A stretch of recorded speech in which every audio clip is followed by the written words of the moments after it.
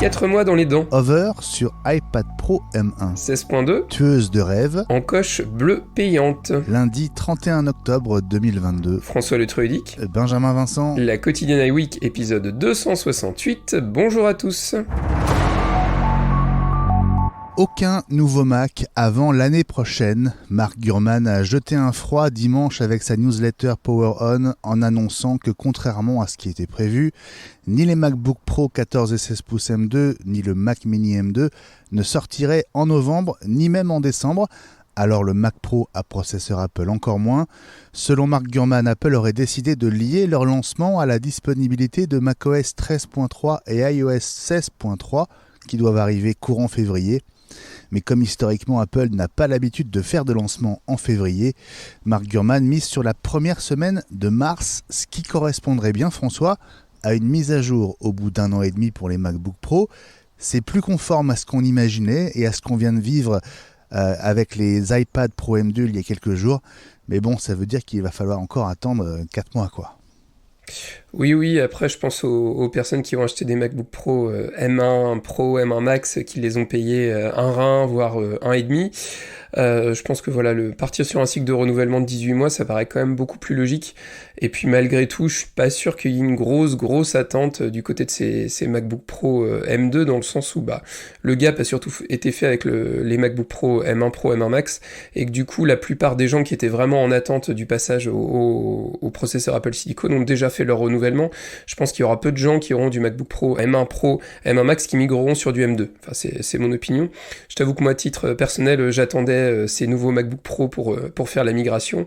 Et puis au vu de l'augmentation grosse des tarifs, finalement, j'ai passé commande. Je dois le récupérer normalement mercredi et je suis parti sur un M1 Max, mais en 14 pouces, le classique, parce que quand j'ai vu l'inflation, j'ai préféré partir sur un modèle sorti du refurb qui du coup est quand même va être sans doute quasiment entre 800 et 1000 euros moins cher que ce qui risque de sortir au mois de février. Je t'avoue que discuter à droite à gauche avec des tweetos, des amis, on sent vraiment que avec sa nouvelle politique tarifaire encore plus importante, Apple est vraiment en train de se mettre pas mal de gens à dos, et je pense que ça va avoir une mauvaise influence. Et l'autre petit signal qui a été donné par Tim Cook, c'est de dire qu'il y aurait sans doute une baisse sur le prochain trimestre au niveau des ventes de MacBook Pro, enfin d'ordinateurs tout bêtement dans cette catégorie-là. Et je trouve que ça correspondrait plutôt au fait que le lancement soit repoussé. Voilà, il y a pas mal de signaux qui montrent bien qu'on aura sans doute rien de neuf d'ici quasiment en fait la fin du premier trimestre 2023 au final. La détection du Pencil 2 au survol ne fonctionnerait pas seulement sur les iPad Pro M2 comme le laisse entendre Apple. Sur Twitter, WilsonBoy101 a posté cette vidéo où on le voit profiter de la fonction précieuse pour tous ceux qui dessinent, peignent ou font de l'illustration sur son iPad Pro M1 de 12,9 pouces. Alors il dit pas comment il a fait pour activer la fonction, mais apparemment ça marche. Là, il y a deux solutions. Soit Apple a oublié un petit bridage matériel, un petit bridage software au moment de la sortie de la dernière version d'iOS. Ils prévoyaient de garder ça pour le nouveau modèle, et manque de bol, ils sont obligés de le verrouiller. Ou alors tout bêtement, à l'image de ce que Apple peut nous proposer maintenant, finalement il y a du rétropédalage. On en parle de Stage Manager, ou tu préfères qu'on élude le sujet? Ça montre juste une chose, c'est qu'il y a vraiment un problème du côté des vérifications des mises à jour avant leur sortie. Enfin, il y a un truc qui est pas clean en ce moment chez Apple, je trouve quand même. Je sais pas ce qui se passe, mais ça manque de rigueur. Il y a pas mal de petits signaux comme ça qui montrent que je suis inquiet. Pas de Mac cet automne, mais iOS 16.2 doit arriver mi-décembre avec plusieurs nouveautés. D'abord, les scores sportifs en direct sur écran verrouillé en liaison avec l'appli TV sur iPhone. Un nouveau widget lié au sommeil avec plusieurs options dont le temps passé au lit et la qualité du sommeil. L'appli de tableau blanc Freeform. Et enfin, sur iPadOS 16.2, le retour du support des écrans externes avec le fameux Stage Manager, François. Ouais, alors je peux pas le tester parce que j'ai pas d'iPad M1, désolé. Sinon je me serais fait un plaisir de le tester. Freeform, je l'ai vu apparaître. J'ai fait la mise à jour en bêta 16.2 la semaine dernière et je l'ai vu apparaître. J'essaierai de le tester pour l'enregistrement du prochain numéro de l'hebdo. Ça pourrait être sympa de faire un petit retour, un petit test. Ouais, voilà. Généralement, les 16.2, c'est des grosses mises à jour du côté d'iOS. On se souvient de pas mal de petits éléments qui ont été rajoutés sur les versions 2. Là, c'est le cas. C'est vrai que Freeform, ça a été un des trucs qui nous a paru le plus sympa à la keynote au mois de juin. Je sais pas si tu t'en souviens. Donc ça, je suis assez curieux de le voir. Moi, à titre personnel, j'utilise pas l'Apple Watch pour suivre mon sommeil, parce que je trouve ça pas très agréable, je préfère dormir les bras nus, alors je sais pas si toi tu l'utilises, mais voilà, c'est pas la mise à jour qui va révolutionner ma vie, à vrai dire. En tout cas, elle est importante parce qu'elle précédera la 16.3, et si la 16.3 est liée à la sortie des nouveaux MacBook Pro et des machines du printemps, bah, plus la 16.2 arrive vite, plus potentiellement on a d'espoir d'avoir ces machines pas trop tard. Apple est-elle une tueuse de rêves, comme l'affirme le patron de la messagerie Telegram, qui s'est fait renvoyer dans ses 22 mètres après avoir tenté de contourner le système de paiement de l'App Store pour la monétisation de certaines publications de ses utilisateurs.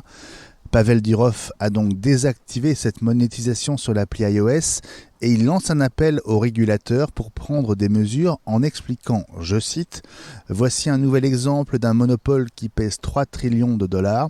Et qui abuse de sa position dominante sur le marché avec une commission supérieure à toutes les TVA existantes au détriment de millions d'utilisateurs qui aimeraient gagner un peu d'argent avec leur contenu. » Ta réaction, François ?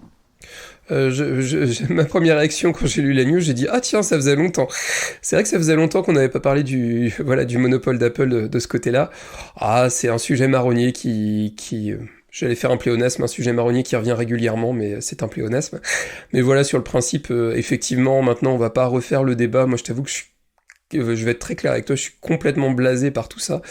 J'entends que du côté des développeurs, du côté de toutes ces petites structures, c'est compliqué, c'est un gros pourcentage.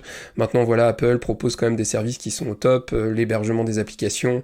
On sent qu'il y a eu une évolution quand même de ce côté-là. Maintenant, l'évolution est pas assez importante, donc voilà, ça revient, et puis ça reviendra encore un peu, mais bon.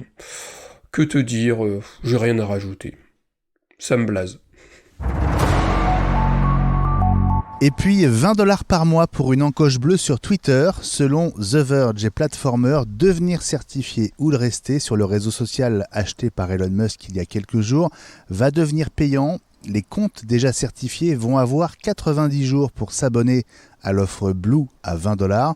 À défaut, ils perdront leur encoche bleue et leur statut. En interne, dans un mémo, Elon Musk a donné jusqu'au 7 novembre aux ingénieurs pour que tout soit prêt. Sinon, ils seront virés. Ça rigole pas en ce moment chez Twitter, hein, François. Oui, je t'avoue que ce week-end, j'ai eu l'occasion d'emmener tout le monde de ma famille faire un tour dans ma belle auto. Et ouais, tu t'imagines, on est dans la voiture d'Elon Musk, c'est la honte et tout. Tu sens vraiment que ce mec commence à devenir... il était déjà clivant de base, mais je pense que ça va devenir une des personnes les plus détestées au monde avec tout ce qu'on entend. Maintenant, clairement, il le cherche bien. Et on sent vraiment qu'il y a un régime de la terreur qui doit déjà exister, à mon avis, chez Tesla, chez SpaceX, qui arrive chez Twitter. Et puis, je pense qu'il y a un aspect aussi, l'enfant pourri gâté, qui voulait acheter, qui finalement voulait plus, on l'a obligé, donc maintenant il va faire payer ça à tous les salariés de Twitter, et ça reste très dommage. Maintenant, voilà, le coût des petites pastilles bleues, pour moi, c'est un problème, parce qu'au moins, pour des gens comme moi, qui sont pas, qui n'étaient pas certifiés, au moins on savait aussi à qui on avait affaire, et si c'était des vrais comptes ou des comptes de fausses personnes. Le fait de pouvoir payer, ça veut dire que n'importe qui, à la limite, pourrait se payer un compte. Voilà, moi je vais m'acheter le compte Benjamin Vincent, par exemple, si tu t'abonnes pas au payant, et puis je pourrais me faire passer pour toi avec la petite pastille certifiée. Je sais pas comment la certification va se faire complet, ça c'est intéressant à voir. Est-ce qu'il y aura une vérification manuelle par des techniciens pour vérifier que la personne est la bonne, ou de l'IA? On n'en sait pas trop, on n'en sait pas beaucoup plus. Maintenant, la vraie question, c'est est-ce que toi tu vas payer pour conserver ton petit badge bleu ou pas? Bah, 20$ par mois, honnêtement, c'est un budget, quoi. Voilà. Et c'est autant que tous mes services de streaming réunis. Ouais, c'est ça. Tout ça pour avoir une petite pastille bleue. Je vois pas trop l'intérêt à voir qu'est-ce qu'il va proposer en face. Mais à mon avis, voilà, je pense qu'il a acheté Twitter. Maintenant, il va falloir les rentabiliser, parce que c'est quand même plusieurs milliards. Et à mon avis, c'est pas avec une petite pastille à 20$ par mois qu'il va réussir à le rentabiliser. En tout cas, l'ambiance est terrible chez Twitter en ce moment. Les témoignages de salariés licenciés en un claquement de doigts se multiplient. Je pense notamment à Alex Ligma, qui a posté un selfie sur Twitter, au bord des larmes, et il écrit « Je suis reconnaissant pour ces 5 années et plus dans l'équipe à suspendre des comptes comme Donald Trump et Andrew Tate. et je suis reconnaissant aussi vis-à-vis de mes amis et collègues formidables. La quotidienne iWeek Reviens demain.